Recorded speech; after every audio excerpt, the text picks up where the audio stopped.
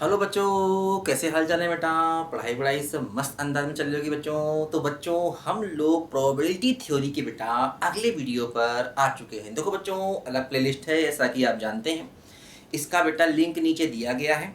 अभी मैं धीरे धीरे करके इसके सारे वीडियोस अपलोड करूंगा।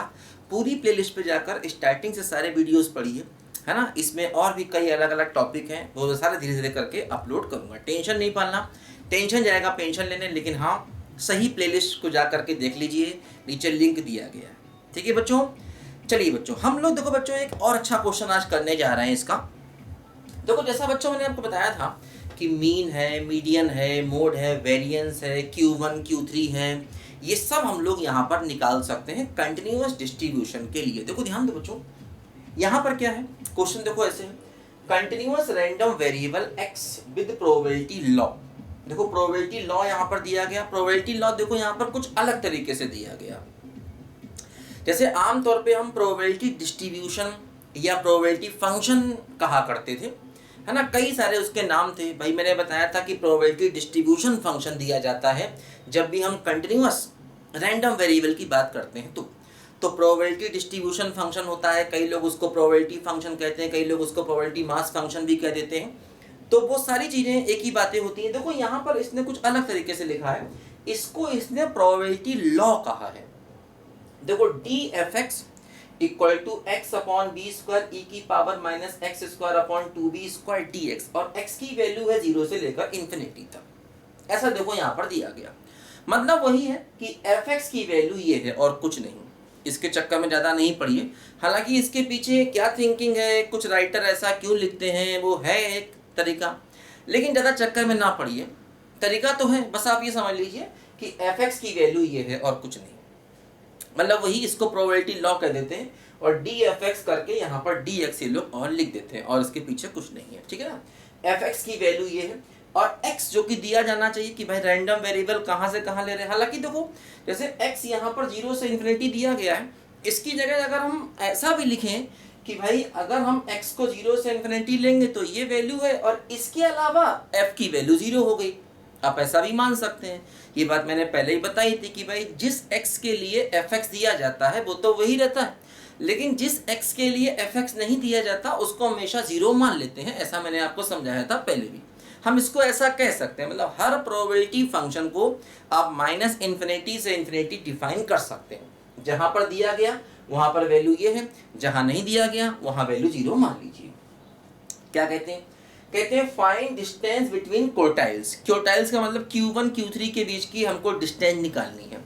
फर्स्ट क्वार्टाइल Q1 और थर्ड क्वार्टाइल क्या होता है Q3, and show that ratio of this distance, और जो दोनों के बीच की डिस्टेंस निकालनी है उस डिस्टेंस का रेशो किससे, स्टैंडर्ड डेविएशन से निकालना है, और शो करना है कि वो रेशो इंडिपेंडेंट ऑफ बी होगा।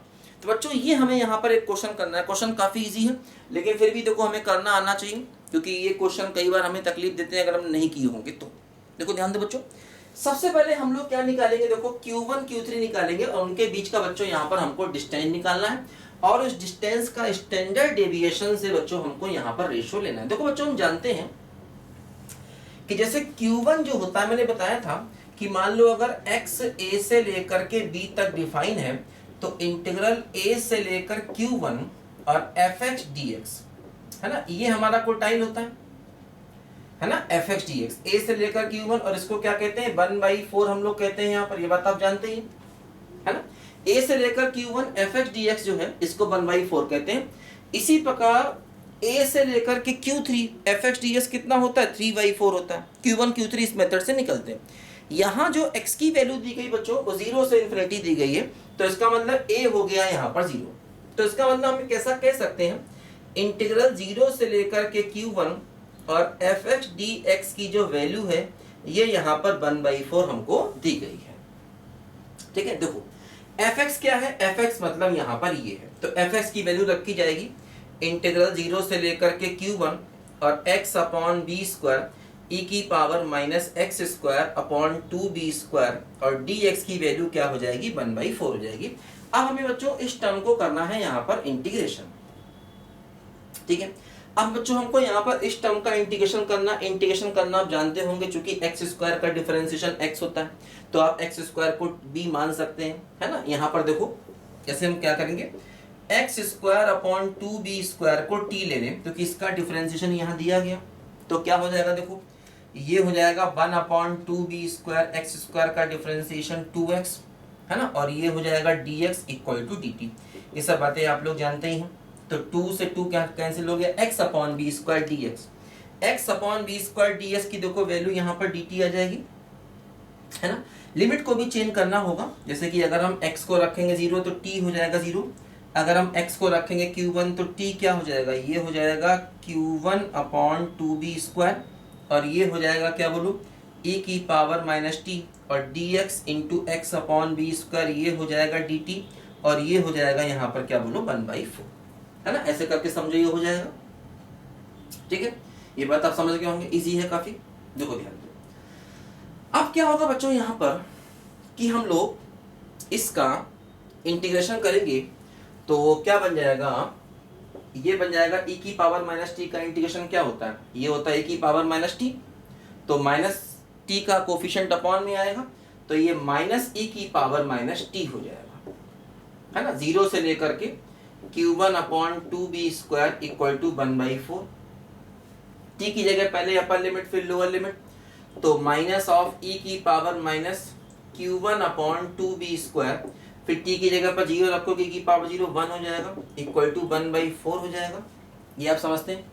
तो ये क्या हो जाएगा, माइनस e की power minus q1 upon 2b square, ये प्लस 1 हो जाएगा, प्लस 1 हो जाएगा, उधर जाएगा तो 1/4 माइनस 1 हो जाएगा, तो ये माइनस का 3/4 हो जाएगा, माइनस माइनस कैंसिल हो जाएगा, तो e की power minus q1 upon 2b square equal to 3/4 हो गया। देखो यहाँ से दोनों तरफ अगर लॉग ले लिया जाए तो क्या हो जाएगा, लॉग ऑफ बेस e की power minus q1 upon 2b square equal to हो जाएगा लॉग ऑफ 3/4 बेस e, ये आगे चला जाएगा और log e बेस e 1 हो जाएगा, तो माइनस का q1 अपॉन 2b स्क्वायर हो जाएगा बच्चों यहाँ से log ऑफ 3/4 और बेस e, तो q1 की वैल्यू हो जाएगी minus 2b square log of 3/4 base e। ये सिंप्लीफाई करना आप लोग जानते होंगे, है ना। ये आप लोग बच्चों सिंप्लीफाई करना इतना जानते होंगे, ये आप लोग सिंप्लीफाई इसको आसानी से कर सकते हैं। एक सेकंड यार, क्या हो रहा है यहाँ पर, x square upon 2b square को हमने t मान लिया था, और t की जगह, हाँ एक सेकंड, t की जगह जब हमने अपर लिमिट रखा तो ये q1 स्क्वायर हो जाएगा, सॉरी q1 स्क्वायर हो जाएगा, ध्यान दो थोड़ा सा इसमें, ये q1 स्क्वायर हो जाएगा, क्योंकि t की जगह जब आप अपर लिमिट रखेंगे q1 तो ये q1 स्क्वायर होगा, तो यहाँ पर ये q1 स्क्वायर ऐसे करके हो जाएगा, ठीक है। तो यहाँ पर ये अपना q1 स्क्वायर हो जाएगा, तो यहाँ पर भी ये q1 स्क्वायर ऐसे करके चलेगा, तो ये q1 स्क्वायर हो जाएगा। अब यहाँ पर दिक्कत एक देखो ये आ रही है कि ये निगेटिव साइन नहीं आना चाहिए। निगेटिव साइन क्यों आ रहा है, इसको जरा बच्चों यहाँ पर हम लोग देखते हैं, है ना। कोई बात नहीं, देखो एक काम करते हैं, जैसे कि log 3/4 है, इसको log 4/3 लिख देंगे तो वो माइनस आएगा 1 हो जाएगा, प्लस 1 हो जाएगा, बात समझे ना।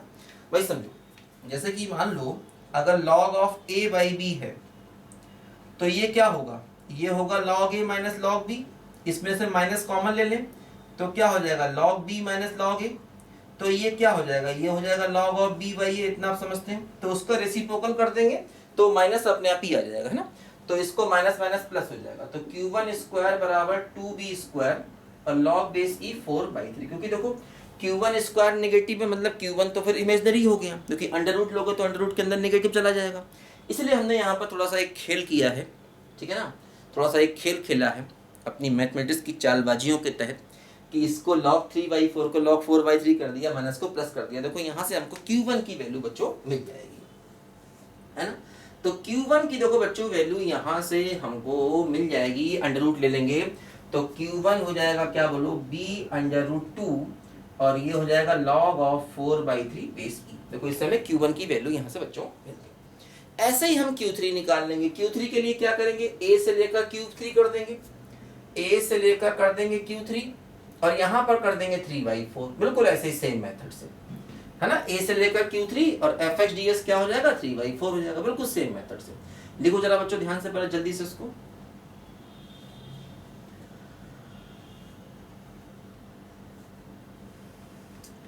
हुस्न हाजिर है मोहब्बत की सजा पाने को,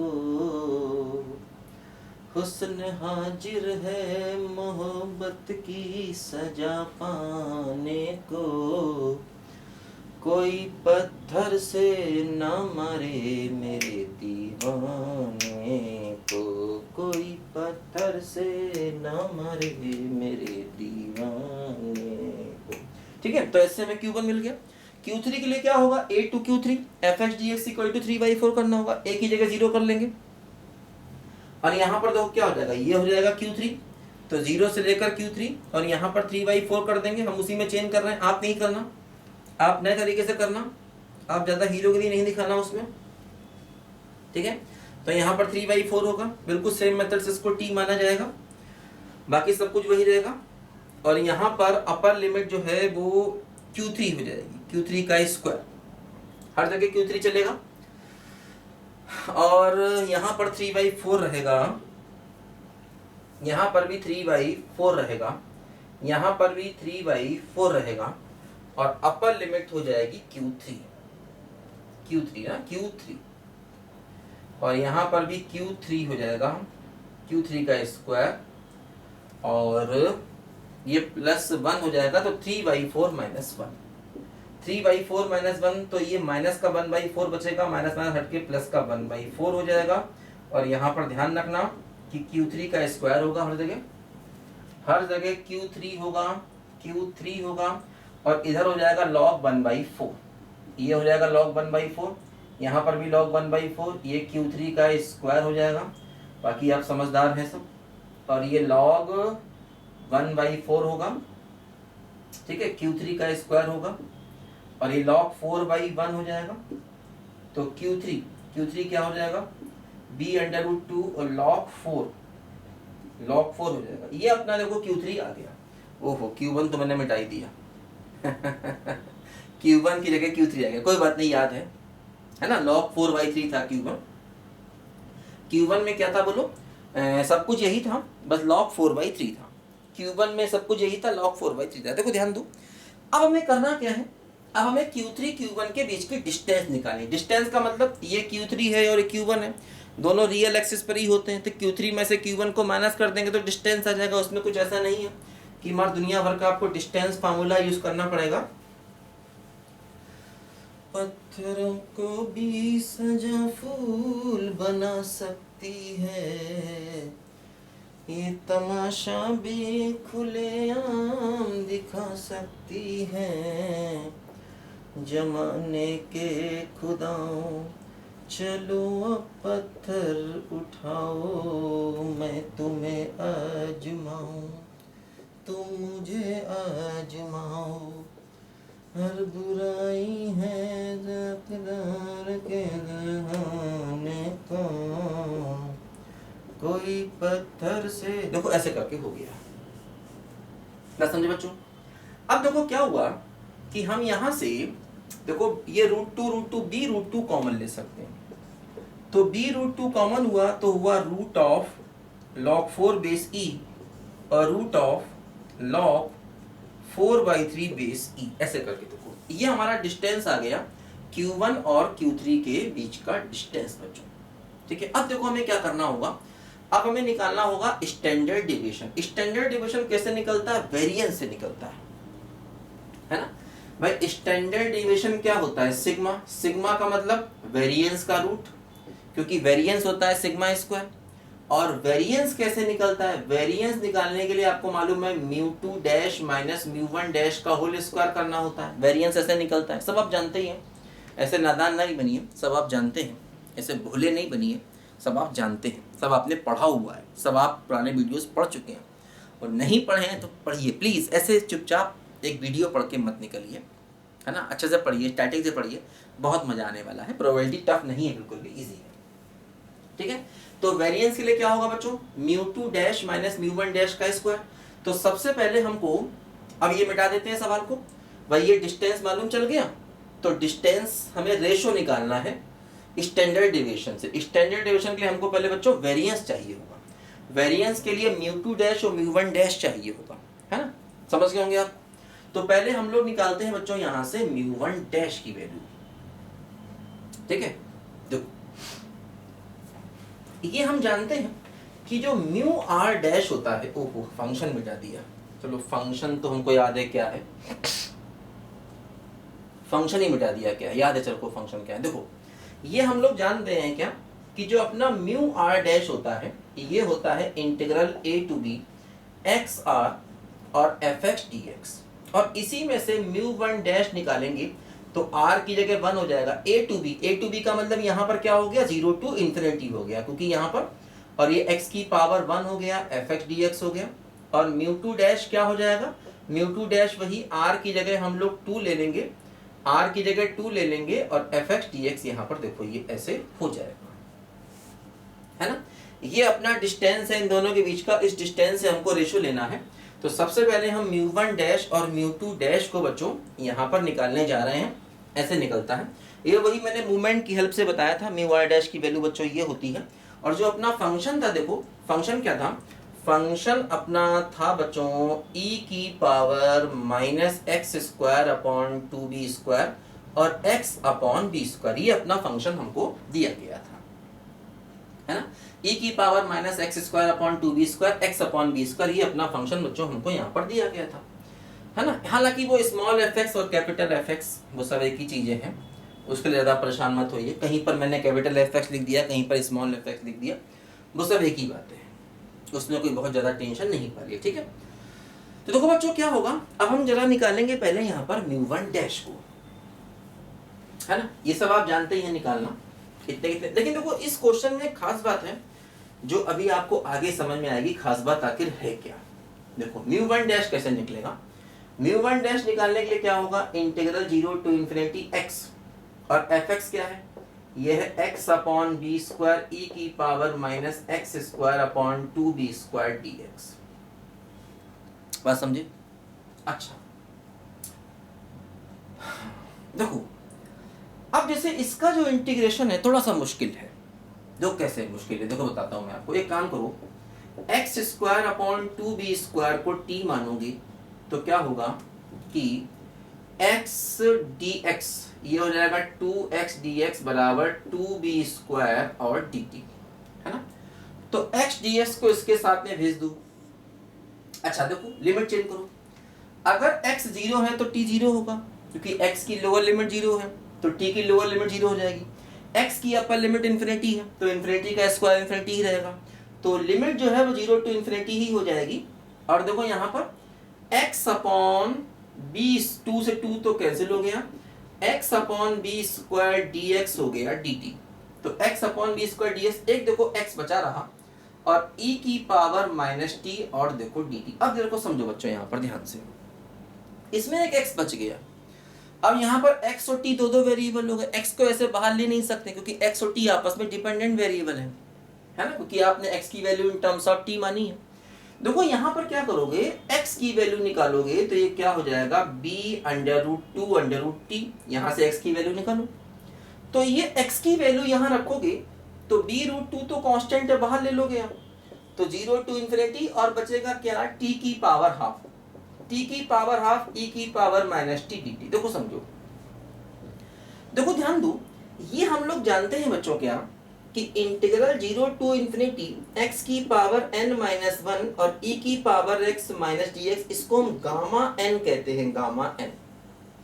इंटीग्रल 0 टू इन्फिनिटी e की पावर माइनस x और x की पावर n माइनस 1 dx, इसको बच्चों हम लोग गामा n कहते हैं। भाई देखो अब जैसे यहाँ पर पावर हाफ है तो आप एक काम करो, देखो पावर हाफ को 3/2 माइनस 1 लिख सकते हो, t की पावर n माइनस, x की जगह t आ गया, t की पावर n माइनस 1, देखो क्या हुआ, ये हो गया b अंडर रूट 2 और देखो यहाँ पर ये गामा n, गामा n का मतलब ये हो जाएगा गामा 3/2, ये देखो इसकी वैल्यू यहाँ पर हो जाएगी।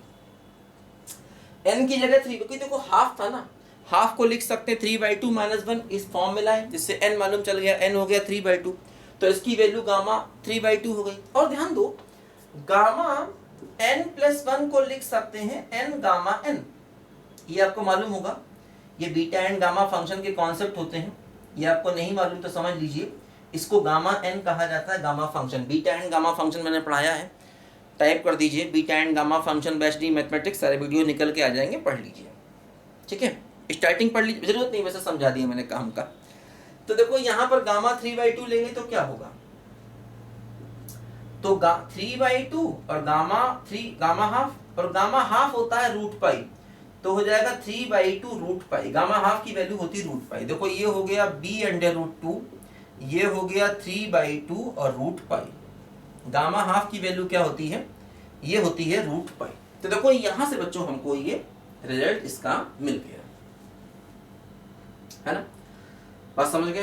एक सेकंड, सॉरी गलती हो गई, गामा n+1 है ना, तो n गामा n, तो 1/2 यहाँ पर आएगा, तो 1/2 और √π हो जाएगा, तो यहाँ पर भी 1/2 हो जाएगा। ये बच्चों देखो हमें यहाँ पर मिल गया क्या, μ1 की वैल्यू, ये बच्चों हमको यहाँ पर μ1 की वैल्यू मिल गई। थोड़ा इसको और सिंप्लीफाई कीजिए, ये √2 है, 2 है तो नीचे भी बच जाएगा √2, तो हो जाएगा b/√π/2।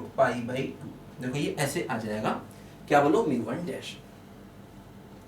सिमिलरली सेम मेथड से देखो बेटा हम लोग μ2 भी निकालेंगे, सेम मेथड से। तो ये अपना μ1 देखो आ गया, μ1 क्या आया, इसको लिखें b/√π/2। अच्छा अब देखो जब हम μ2 निकालेंगे तो μ2 में क्या होगा, सेम मेथड से निकालेंगे, तो यहां से देखो मैं इसी में चेंज कर रहा हूं, μ2 निकालेंगे तो यहाँ x² हो जाएगा, तो यहाँ पर x² हो जाएगा, और यहाँ पर हम लोग लिख लेंगे t⁻3 - 1। समझो बात को ध्यान से, ये क्या होगा, हाँ x² है ना, तो हाँ x की वैल्यू आएगी, x की वैल्यू यहाँ से क्या आएगी, b/√t, तो उसका स्क्वायर करोगे तो खाली t बच जाएगा, x की वैल्यू क्या होगी, b/√2√t, ठीक है। तो जब यहाँ x की वैल्यू रखोगे तो क्या होगा, अच्छा स्क्वायर हो जाएगा, तो ये हो जाएगा 2b², 2b² और t बचेगा, t यहां चला जाएगा अंदर। बोलो बिल्कुल सेम ऐसे ही होगा, सब कुछ वही करना है, ठीक है ना। देखो ध्यान दो, अब t को लिख सकते हैं t⁻2 - 1, t⁻2 - 1 का मतलब गामा ऑफ 2 हो जाएगा, और गामा ऑफ 2 का मतलब फिर वही, देखो ध्यान दो, जैसे ये रिजल्ट तब लगाते हैं जब n पॉजिटिव इंटीजर नहीं हो।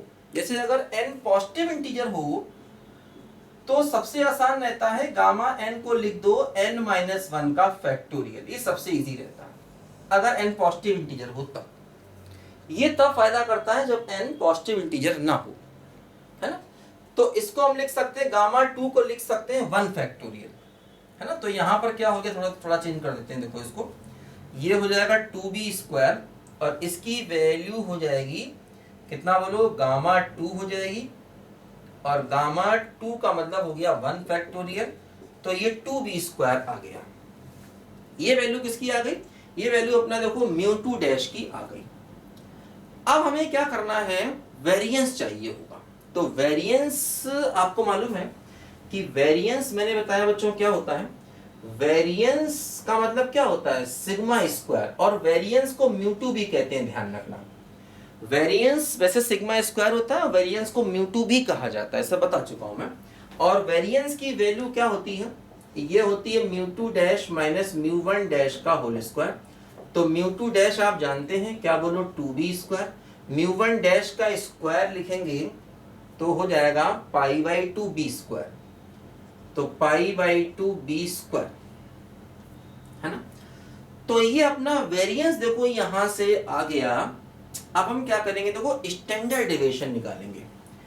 स्टैंडर्ड डेविएशन जो होगा एसडी का मतलब जो सिग्मा होगा वो होगा √ऑफ दिस करोगे तो क्या होगा, b बाहर आ जाएगा, √2 - π/2, ये हो जाएगा अपना स्टैंडर्ड डेविएशन का मतलब खाली सिग्मा का मतलब वेरिएंस का √। देखो अब ये है अपना वो डिस्टेंस और ये है अपना स्टैंडर्ड डेविएशन। तो जब आप इनको डिवाइड करोगे, जब आप इसको इससे डिवाइड करोगे तो क्या होगा, बी कैंसिल हो जाएगा। अगर आप डिस्टेंस को स्टैंडर्ड डेविएशन से डिवाइड करोगे, है ना, जो अपना डिस्टेंस था दोनों कोटाइल के बीच का, और उसको स्टैंडर्ड डेविएशन से डिवाइड करोगे, तो जब आप इसको इससे डिवाइड करोगे तो बी भी कैंसिल हो जाएगा। ये क्या बचेगा, ये बचेगा √2 under root of log 4 minus under root of log 4/3 base E और divide by under root of 2 minus π/2, है ना। तो ये बच्चों अपना डिस्टेंस और अपॉन स्टैंडर्ड डेविएशन जो है, देखो ये b से इंडिपेंडेंट आ गया, मतलब इसमें b नहीं है, यही हमको प्रूव करना था, इंडिपेंडेंट ऑफ b। तो बच्चों यहाँ पर देखो ये काफ़ी अच्छा क्वेश्चन है जो हम लोगों ने किया है। ऐसे अच्छे अच्छे क्वेश्चन बेटा हम लोग करते रहेंगे, टेंशन नहीं पालना बच्चों, सवाल करना बहुत ज़रूरी है और थोड़े से बड़े बड़े सवाल हैं, तो मैं कोशिश कर रहा हूँ एक वीडियो में एक ही सवाल कवर किया जाए, इससे आपकी क्वेश्चन की प्रैक्टिस बनी रहे। ये सब क्वेश्चन करेंगे तो आप क्वेश्चन की हैबिट बनेगी और आप अच्छे अच्छे क्वेश्चन आगे भी और कर पाएंगे। तो मैं वैराइटीज ऑफ क्वेश्चन बेटा करवा रहा हूँ आपको, जिससे हर अलग अलग क्वेश्चन करने की आपकी आदत बन जाए। ठीक है बच्चों, तो इस वीडियो में बेटा इतना ही, मिलेंगे अगले वीडियो में, तब तक के लिए बाय बाय।